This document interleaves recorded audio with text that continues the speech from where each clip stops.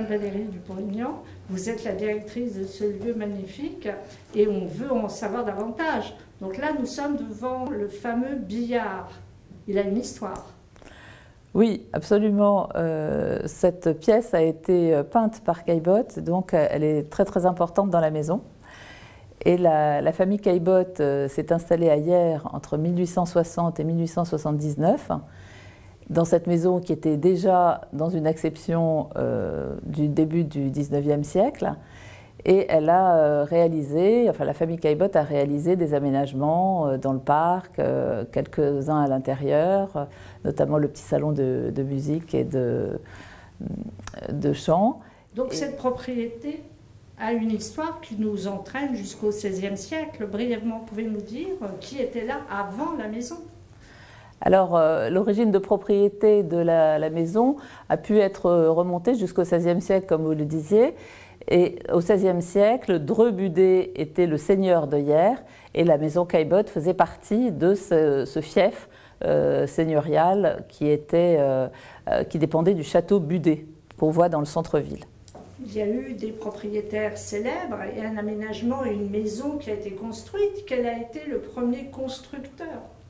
Alors, le véritable concepteur de la maison et du parc, c'est Pierre-Frédéric Borel, qui achète ce domaine en 1824 et qui va le faire perdurer jusqu'à la fin des années 40, 1840. Et donc, Pierre-Frédéric Borel est un restaurateur parisien qui possède le Rocher de Cancale à Paris, un restaurant très réputé, très cité par Balzac dans la Comédie humaine. Et donc, comme il est un restaurateur, il a aussi touché à tout ce qui est autour de la restauration. Il a même écrit un traité de physiologie du goût, un dictionnaire de cuisine aussi, dont on édite d'ailleurs des extraits de recettes de fêtes à la boutique de la maison Caillebotte. Et ce personnage vraiment hors du commun a voulu s'installer ici pour recevoir ses clients les plus prestigieux parisiens à Hyères, à la campagne. Et d'ailleurs, il y avait une diligence qui faisait l'aller-retour régulièrement, toutes les heures, à partir de la Bastille pour venir à Hyères. Donc je crois que ce restaurateur prestigieux aimait beaucoup les livres aussi. Oui, il avait vraiment une collection de livres puisqu'il a laissé, à son départ, il a laissé plus de 6000 ouvrages dans la petite bibliothèque qui est attenante à la salle de billard et avec des ouvrages très divers de tout le XVIIIe et XIXe siècle et notamment des livres de cuisine aussi que la famille Caillebotte a conservés quand ils se sont installés ici. Est-ce qu'on sait pourquoi M. Borel a vendu ?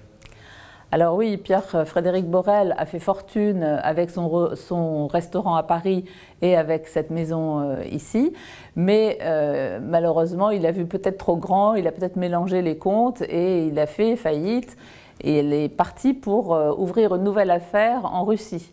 Et donc il a tout laissé et c'est ses enfants qui ont vendu à sa faillite ce domaine à la veuve de Martin-Guillaume Viennet.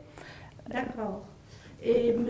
Viennet était un fanatique de l'Empire, je crois. Alors, la veuve Viennet s'installe ici après Pierre-Frédéric Borel et quand elle arrive, elle est fraîchement veuve. Son mari était quand même l'orfèvre attitré de Napoléon Ier, depuis toujours d'ailleurs, parce qu'il avait fait crédit à Napoléon lors de la campagne d'Italie pour un petit nécessaire de toilette. Et jamais Napoléon ne l'oubliera. Donc il le choisira toujours comme orfèvre attitré de l'Empire, de la cour impériale, et il lui commandera toutes les commandes privées et publiques pendant tout son règne. Donc passionné par l'Empire, et ça a permis d'avoir ici une pièce très particulière qu'on ne s'attendait peut-être pas à trouver. Oui, effectivement, la chambre à coucher de la veuve Viennet est un florilège du Premier Empire. Elle vient de perdre son mari qui est l'orfèvre de Napoléon Ier. Donc c'est à la fois un hommage à son mari et à Napoléon Ier, forcément, avec un mobilier empire flamboyant, en acajou flammé et en bronze doré. Et ce mobilier devait être destiné à Murat pour son palais de Naples, mais la commande n'a pas été honorée et le mobilier est resté dans l'atelier. Et au décès de Martin-Guillaume Biennet, ce mobilier figurait et la veuve Biennet l'a installé dans sa maison de campagne. Voilà. C'est devenu la chambre à coucher et les Caillebotte ont dormi aussi dedans, puisque le mobilier est resté jusqu'en 1962.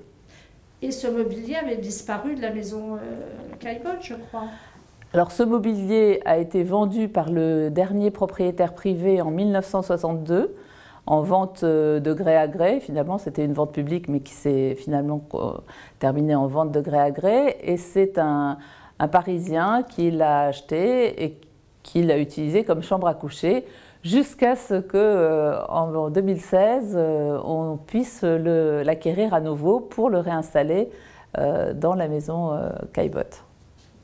Alors le père de Gustave Caillebotte achète cette maison en 1860 et jusqu'en 1879, la famille Caillebotte va passer ses moments de bonheur, ses étés formidables dans ce lieu avec cette rivière qui longe le domaine et qui va être très très utilisée par les enfants notamment pour faire de l'apérissoir, pour plonger.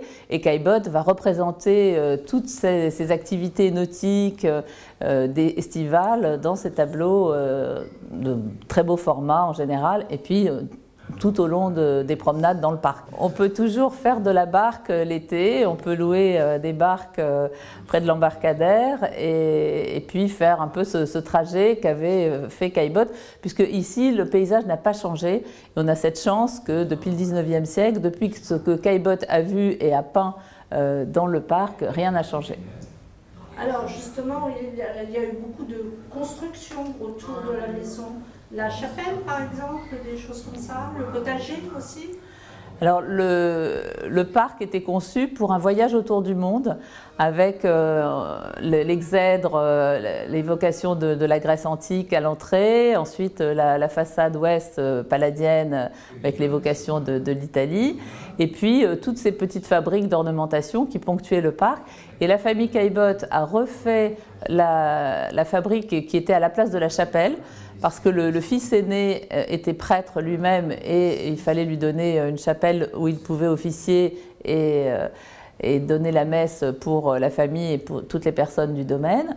Et puis la volière a été reconstruite aussi par les Caillebotte pour accueillir quand même toutes les volailles de la basse-cour. Et un embarcadère a été refait par la famille Caillebotte. On peut quand même rappeler, puisque c'est l'année des impressionnistes, que Gustave, qui était peintre, était aussi ami de tous les impressionnistes, et que c'est grâce à lui qu'ils ont trouvé une salle en 1877 pour la 3e exposition des impressionnistes.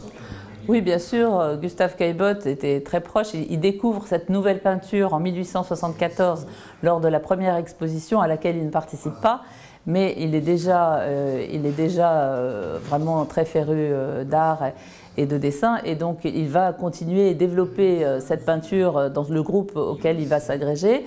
Et ici, ailleurs, il va d'ailleurs recevoir ses amis, il va recevoir Monet, il va recevoir Manet, qui est peint sur la partie de bateau qui vient d'être acquise par la société Louis Vuitton pour le musée d'Orsay, avec ce jeune homme avec ce chapeau haute forme. Et ici, tout le monde viendra. Monet s'inspirera de la passerelle pour créer sa passerelle japonaise à Giverny. Enfin, de toute façon, c'est vraiment un lieu que ses amis apprécieront énormément. Et parce que le parc, c'est l'atelier de plein air de Caillebotte. Hein. C'est vraiment un atelier de plein air impressionniste, magnifique. Alors nous voici devant une toile célèbre qui est mise en valeur dans cette maison que la municipalité a reprise.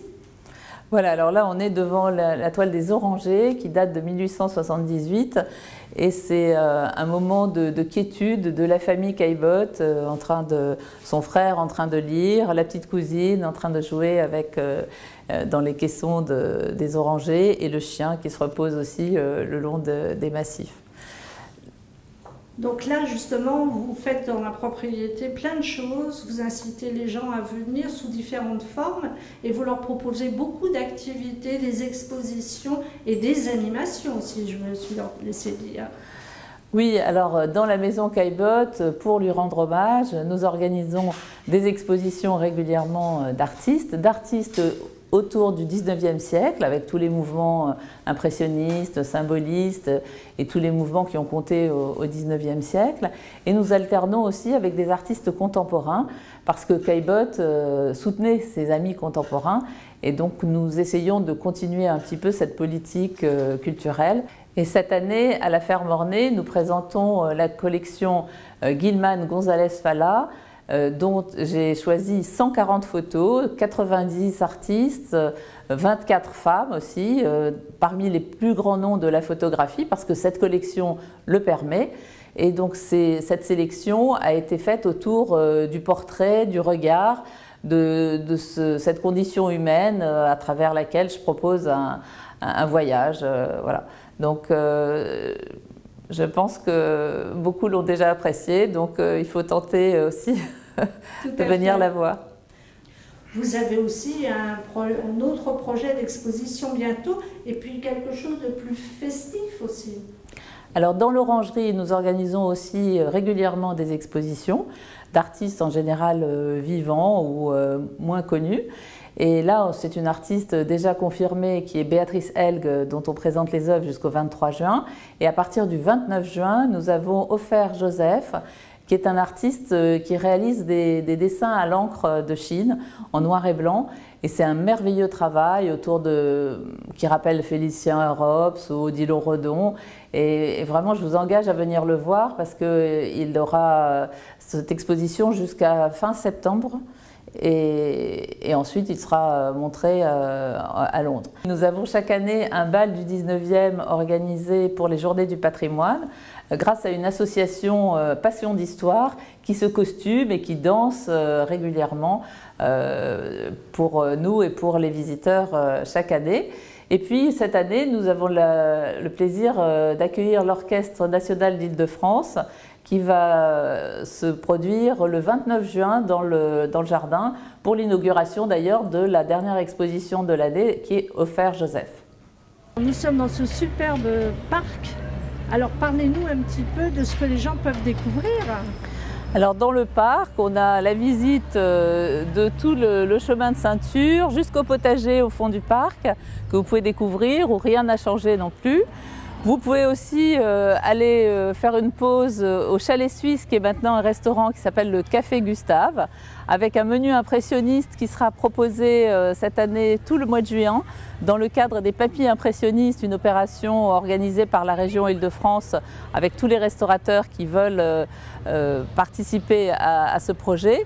Et puis voilà, c'est une offre touristique et culturelle complète avec la visite de la maison, la visite du parc, la déambulation, la promenade en barque en saison, les expositions à voir dans la Ferme Ornée et puis la pause aussi sous l'ombre des arbres du parc tranquillement ou pique-niquer sur la pelouse, pourquoi pas.